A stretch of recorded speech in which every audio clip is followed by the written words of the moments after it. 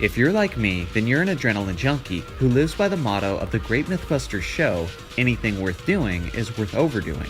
And when it comes to racing games, that's what I'm all about. Speed. Pure, vigorous, unapologetic speed. And no game does that better than F-Zero GX. It was developed and released exclusively for the Nintendo GameCube and for arcades in 2003.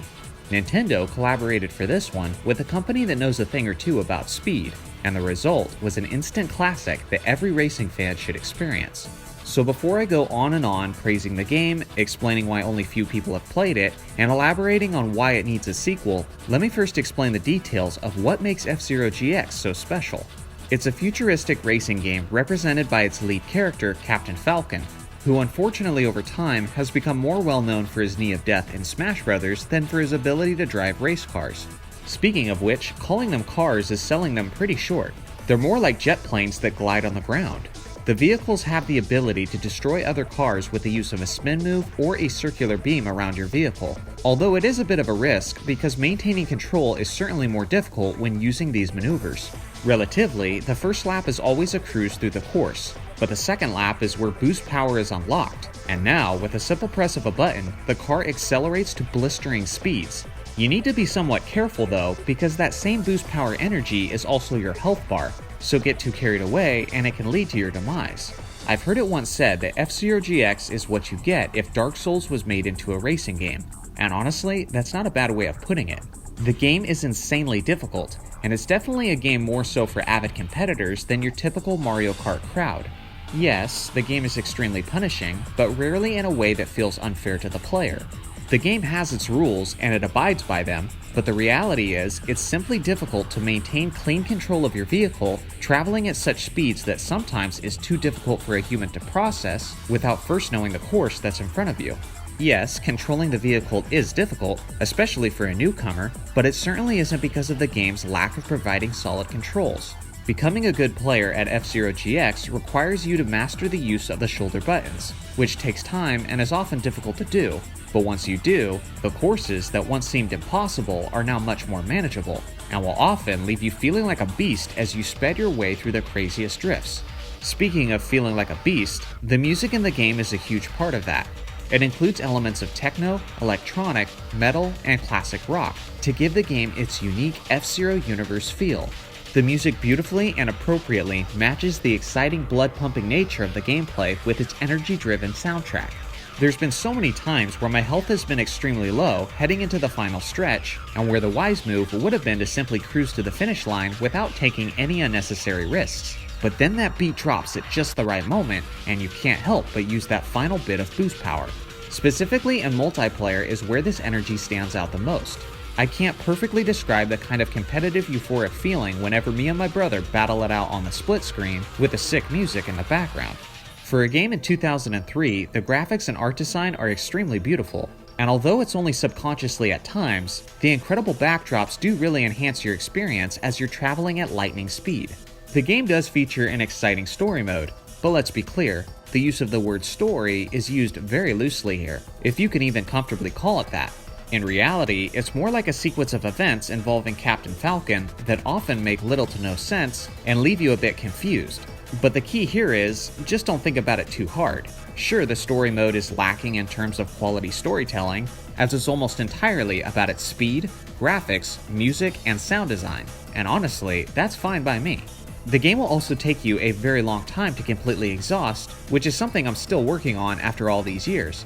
There's a tremendous amount of unlockables, from plenty of different drivers, to different courses, additional music, harder difficulty settings, bonus cutscenes, customization parts, and so on. It's the game that keeps on giving. Now after all this praise, you're probably asking why Nintendo's last official F-Zero release goes all the way back to 2004. Big fans like myself have been waiting for almost 2 decades for the next release. We got nothing on the Wii, nothing on the Wii U, and as of now, nothing appears to be in the works for the Switch. So why is such a classic franchise and a critically acclaimed game not getting the attention and love from Nintendo that it feels like it deserves?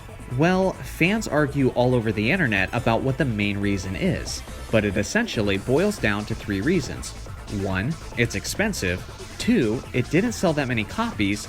And 3, Nintendo has essentially said that they won't develop a new game in the franchise unless they can add something new and innovative. I mean, these all kind of make sense. From a business perspective, if you're gonna make a high quality game that's expensive to develop, then you need the sales to justify the production, and unfortunately, F-Zero GX wasn't much of a confidence builder in that area. Sure, the game wasn't a flop, but you wouldn't describe it as a smashing success either. With all that being said, the world is a much different place than it was in 2003.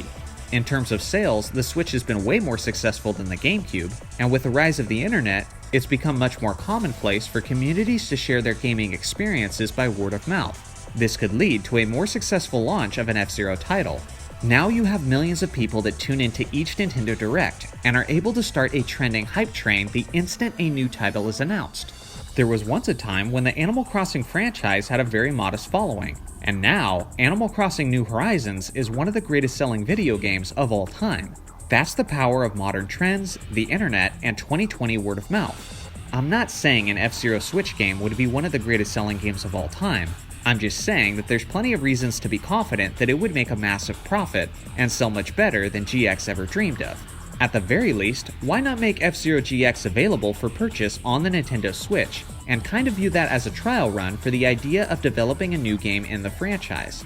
I really think with its loyal fanbase, with word of mouth, and how prominent of a character Captain Falcon has become in the Smash Bros. Community, sales of simply a GX port on the Switch might surprise you.